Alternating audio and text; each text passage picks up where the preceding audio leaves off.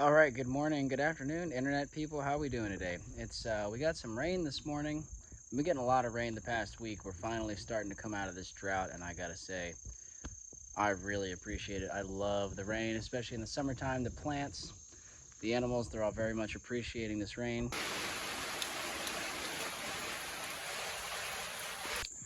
It's a little cloudy, overcast today, as you can see, but it's still hot. It's very humid, and I am definitely sweaty out here doing what I want to talk about today, which is composting systems, specifically worms. So we'll go down. I'm going to get my new worm bin set up, and I'll kind of show you guys what I'm talking about. But I've been over here assembling them, and I'll just give you the basic gist. Is I'm trying to make a flow-through worm bin. There's a lot of different ways you can go about this. If you're interested in seeing some other designs, you can hop on the internet, do some Google searching, some YouTube searching, and there's lots of designs out there. You know, if you have a lot of money, you can get the fully mechanized flow-through bin systems, you know, made all out of metal and mechanized harvesting and all that. But this is a much more low-tech, cost-efficient idea on a very small scale. And these look similar to the air pruning boxes that I grow trees in. It's a sort of similar idea in that I'm building a wooden frame. You can use whatever wood. I have a combination. I bought a few pieces of wood at the hardware store because I just didn't have a whole lot of scrap wood lying around. I went with pressure treated. You know, you could use whatever. The basic idea, this wood is going to be in contact with worm compost and soil 100% of the time. So the more rot resistant it is, the longer it's going to last. Anyway, the basic idea is that I secured, this is the bottom, this is upside down. I secured some chicken wire to the bottom, just clamped it on with wood. And then what I'm gonna do is I'm gonna stack these bins up. And we'll start by filling the bottom bin with worms and compost and food and all that sort of stuff. And they'll exist in there. And I'll keep adding food. And eventually I'll get to a point where I'm adding food into this second bin as we build up and up and up and up. The worms will continue to come up following the food, and as we get this second bin close to full, I can lift it off. All the worms should be, for the most part, in this upper bin. And then this bottom bin will be hopefully finished worm compost, mostly free of worms that we can then take and use. So let me get all these moved down to where I have my current worm bins. I have these like plastic tote bins you may have seen in a previous video. I'll show you that real quick in case anyone's interested in that method. Still a viable method to do worms, but I'd like something basically easier to harvest the compost from. Okay, so this is where the current composting operation is going on. I'm kind of trying to utilize the shade of this carport pole barn structure where we're also storing some wood. I have them on this side here, which actually gets a lot of sun in the afternoon. This kind of shades them in the morning. Ideally, they'd be further back in the middle, but we need some of this for wood storage. Anyway, and we're about to get a new load of wood and kind of organize some of this stuff. But so I've got this landscape fabric adding some additional shade on top of the plastic worm bins in here. I'm going to get this all pulled off and we'll talk about it. I've also got some black soldier fly larvae going in this bin. That's what these guys are. And we'll come to that also in a moment.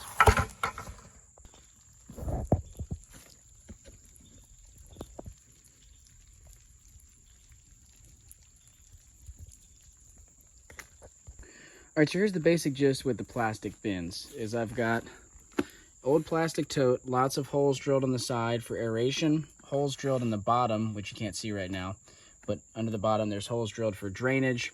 This little pan, which is just a lid, extra lid, catches some of the extra liquid that drains out.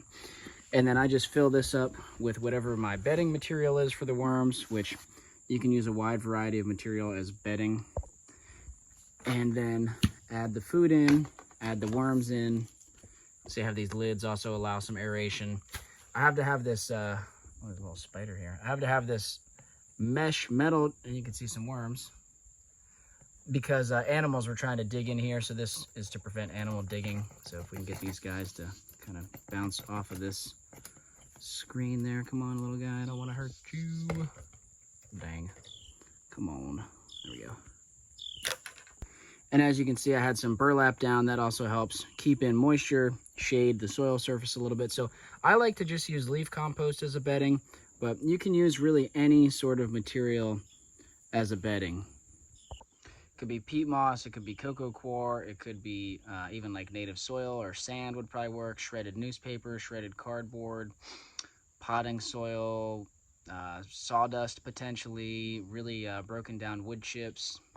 But the worms need some, anytime you're starting a bin, I guess we're kind of talking about, here I'm transferring these bins to a new container, but if you were starting from scratch without worms, you need to give them some sort of bedding to start in, and then you add the worms to the bedding, and then you add some food.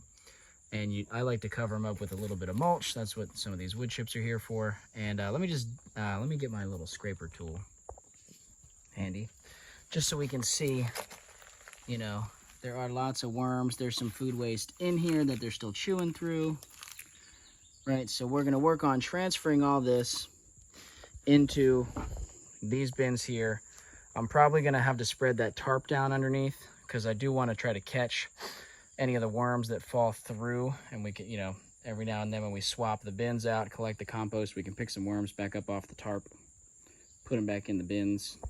So when we get to the point of talking about the black soldier fly larvae, one of the issues I'm having is getting them to harvest, come up my little ramp into my bucket. And as you can see, there are a lot of them. The camera will focus. Jeez Louise. Come on now. There's a lot of them on the ground. And I don't know if these are dead. Some of these, if we go over here, looks like they've already molted, you know, turned into, like this is just a little case of one. That might be a black soldier fly right there.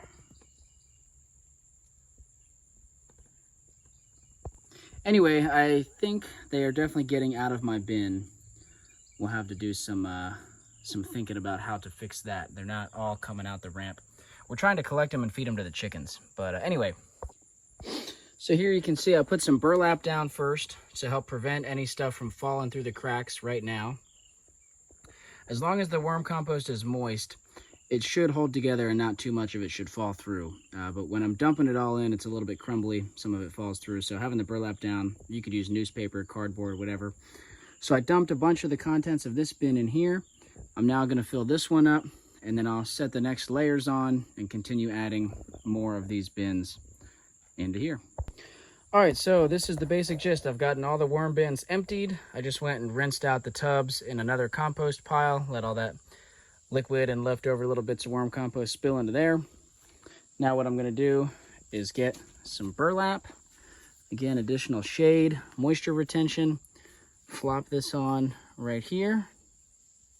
Kind of just like so. I cut this a little bit too long, but that's okay. We'll grab this other piece here and we'll put it just like so, tucking these babies in. And then what we'll do is, you know, I'm on a schedule where I feed my worms once every 1 to 2 weeks, you know, at least every once a week I come in and check how much food they have left. As you can see, they still had food when we were digging around in the bins just a few minutes ago, so they don't need food now. We'll check them in another few days. And I guess I'll take a video of that when I do it, but I'll just peel this back, dig a little hole, dump the food in, cover it up so it doesn't smell. Maybe I'll do some right here, some over here, put the burlap on, and we'll just keep going until, like I said, we're about full, and then we'll be able to lift this top piece off, harvest the compost out of the bottom, keep going like that. So now what I need to do is figure out how I'm going to get these pieces of hardware cloth in the right arrangement to cover these up. Weigh them down with some bricks because I don't want animals digging in here. And then we'll basically just cover them back up with this piece of landscape fabric for shade. One other note, I probably wouldn't stack them any higher than this. I do want a lot of airflow coming in here. I think generally speaking, you don't want to be more than like 2 feet tall is what some different sources recommend. I know the Soil Food Web School recommends not having a worm system that's taller than 2 feet. Other folks have gone taller. I don't think that's the absolute limit, but worms do need oxygen penetrating through, and so like oxygen can come in through the bottom, through the top. It can come in here in this gap. You know, you could drill some holes if you wanted to here. That's going to make the wood rot faster. So I think for this system, I would be comfortable going up 3 high if I wanted to. I do have, I think, one more tray that I built. We could build another one. We'd have 2 more go up. Anyway, you get the gist. Just like that, hardware cloth, rocks, bricks. Not totally 100%, you know, something could try to get in here, but we just want to discourage. I think it's mostly just like raccoons and rats and things we need to keep out. That should be enough. We can buff it up if we need to, if they start digging into it. Now I'm kind of running out of time today. I want to talk more about these black soldier fly larvae. You can see them all really wriggling and writhing around down in there. They're really good feed for chickens and pigs and fish and other animals, you know, fat, protein. And the cool thing about them is they can eat, first of all, they go through food waste very fast, faster than worms, typically speaking. And they can eat really nasty stuff. You know, they can eat things that the worms wouldn't want to touch, such as, you know, rotten meat and all sorts of just really nasty, nasty food. They're also native here to the southeast, so I didn't buy any black soldier fly larvae. They just came in from the surrounding areas once I built the bin. And I think I'd like to make a more dedicated video on how I went about building this black soldier fly larva bin. What some of the things I learned are, you know, this bin is not, like I said, it's not performing exactly how I want. So I think eventually I'd like to build another one that's going to hopefully perform a little bit better. We can talk about it at that point. But the gist, if you're curious, you need a container of some sort. I've got holes in the bottom of this. It is important to let any excess liquid drain through. So I've got some holes in the bottom, and then there's screen, because I don't want any of the larvae to be able to escape down here. I want to harvest them. So I don't want them escaping out the bottom. So there's a mesh screen on top of the holes. And then I basically just, when this bin started, I put a bunch of really nasty food waste, rotten meat, all sorts of stuff at the bottom, you know, maybe like a quarter of a 5-gallon bucket worth of food waste. I covered it up with a little bit of mulch just so it wasn't horribly smelly, and a piece of burlap. And you just wait. And over time, the flies come and lay their larvae. They lay their eggs, they hatch into larvae, they make the little maggots, and they go through, where's my little digger thing? They go through different stages of growth. I'm gonna feed these guys now so I can kind of peel some of this back. We'll hopefully see them. So yeah, so these are the younger ones. They go through various sizes. They look like this, and they kind of wiggle around like that. And eventually they'll size up and they'll turn like those black ones. And when they're ready to pupate and turn into flies, they'll want to go up and get out of this mess. So that's what this ramp is. They'll climb up the ramp and self-harvest into the bucket. That's the idea. So anyway, they have some food in here, as you can see, but I've got a half full bucket of nasty food waste that I'm just going to dump in here while I've got this bin open. They can handle it. They'll probably like it. And like I said, it's really hard to kill these guys. They're really tough. They'll eat just about anything. And they won't eat anything with lignin, I should say. Anything that doesn't have lignin, any organic matter free of lignin, they will just chew through it. So wood chips and stuff, cardboard, they won't eat. But, and they also, unlike worms, you know, they turn most of the waste into bug meat. They don't really produce a whole lot of poop. And so it's, you know, you put in a lot of food waste and it just turns into bug meat. This is some nice smelly stuff, meat, potatoes, fruit, all sorts of things from the house. Also in here is some cat litter with cat poop and pee in it. You know, they'll literally eat anything. And I use a corn-based litter, so perfectly fine for composting purposes, although they will, I don't know how much of this corn they'll eat because it could have, I was going to say the corn's going to have lignin in it. I assume it's corn stalks and things that they make the litter from, and not actual corn like the seed. They would eat the seed, the grain, for sure. Anyway, this stuff, you got to have it, you know, it does have to be moist for them to eat it. You don't want to feed them dry corn-based litter. So that's the basic gist with that. And like I said, I'll give a more in-depth review on how I built this bin and how I want to build my next bin when we get around to that. Kind of running out of time on this one today, but I feel really happy with what we got done. We'll feed these to the chickens tonight. I'm gonna get this all covered up. I basically just put this screen over top and weigh it down with some rocks, just like with the worms. Just like so. And I don't really want anyone digging in there. And oh, I gotta put the burlap back on.